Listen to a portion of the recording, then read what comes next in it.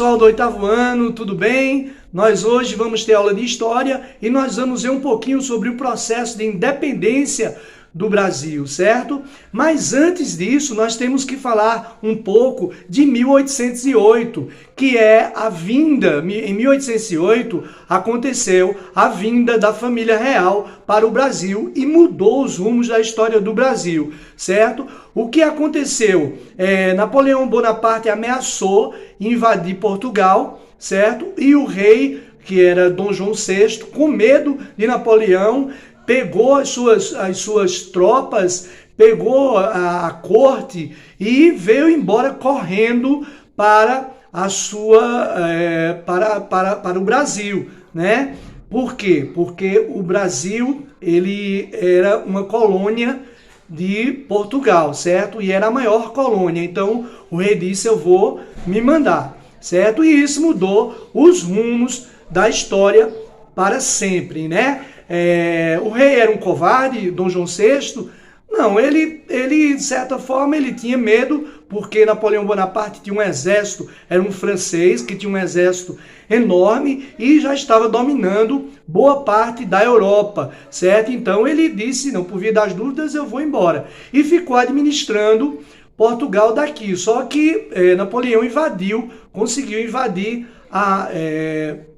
Portugal, certo? E ficou mandando lá durante alguns anos, certo?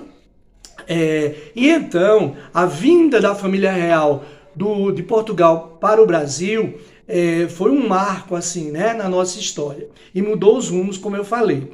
Enquanto Dom João VI e sua comitiva desfrutavam de privilégios no Rio de Janeiro, né, os portugueses que tinham ficado em Portugal reclamavam do absolutismo, da perda do monopólio, do comércio brasileiro e da ocupação militar inglesa, certo? Porque nesse momento os franceses já haviam sido expulsos da França, certo? Mas o rei continuou aqui, administrando daqui ele administrava Portugal. Gente, essa insatisfação do povo português, né, dos que ficaram em Portugal, ela explodiu em 1820, num movimento conhecido como Revolução Liberal do Porto, certo? Que foi muito importante lá para os portugueses.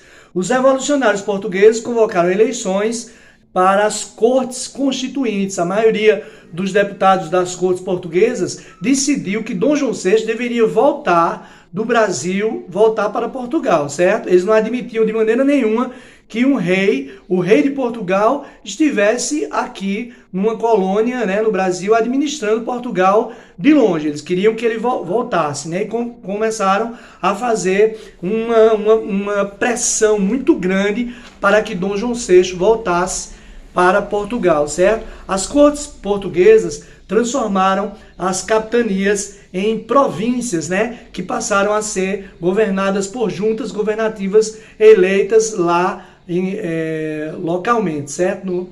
E é o seguinte, a permanência no Brasil, o que aconteceu? Ficou quase que impossível Dom João VI continuar aqui no Brasil, né? Ele foi muito pressionado pelas cortes portuguesas, então resolveu voltar para Portugal, certo? Antes disso, ele deixou o seu filho, certo? Deixou seu filho como príncipe regente do Brasil. E quem era esse filho? Dom Pedro I, certo? E assim ele garantiu para a sua família o governo do rico território brasileiro, né? Ele não era bobo, né? Ele disse: eu vou, mas eu vou deixar o meu filho administrando aqui, não vou deixar ninguém, deixo o meu filho e continuo mandando em tudo, né? De certa forma. Então, a permanência de Dom Pedro I aqui no Brasil também gerou uma série de insatisfações lá em Portugal, certo?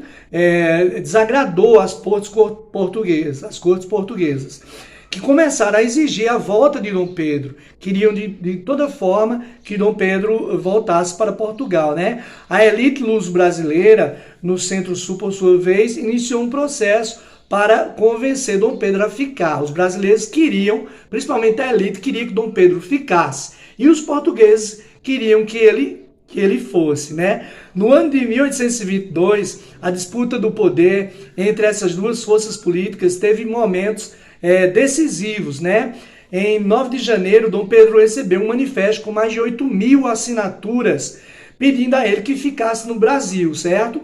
E ele concordou em ficar. O episódio é conhecido como Dia do Fico, né? A famosa frase de Dom Pedro I, na qual ele diz: se é para o bem de todos e felicidade geral da nação, estou pronto. Diga ao povo do Brasil que fico, certo? Então foi muito legal. Só que esse mesmo povo que queria Dom Pedro no Brasil, posteriormente foi o povo responsável pela expulsão quase de Dom Pedro I do Brasil, certo? Dom Pedro teve que ir embora, mas isso é uma outra história e depois nós vamos estudar também sobre esse período, tá bom? Estudem mais sobre a independência, né? Nós sabemos que a independência ela teve de fato ali dada o seu grito em 7 de setembro de 1822, né? Quando nós temos aquela imagem de Dom Pedro em um cavalo às margens do rio Ipiranga e dizendo independência ou morte, não é verdade? Então, grande abraço para vocês, gente. Valeu, até a próxima!